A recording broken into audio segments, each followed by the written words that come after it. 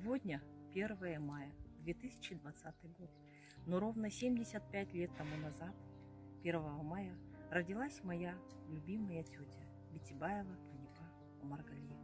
Кто знал, что тогда у Канипы Апай будет такой путь, жизненный путь, связанный со школой, с педагогикой и с учениками.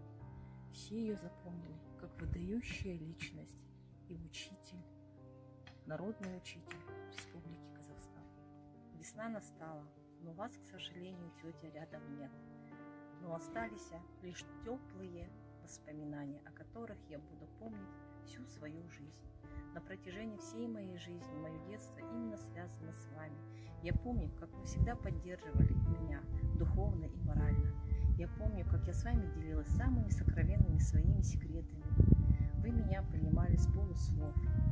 Я помню ваше воспитание о том, как вы говорили, что гуманизм у человека должно быть на первом месте.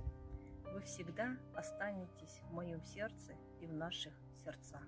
Помним и любим навечно.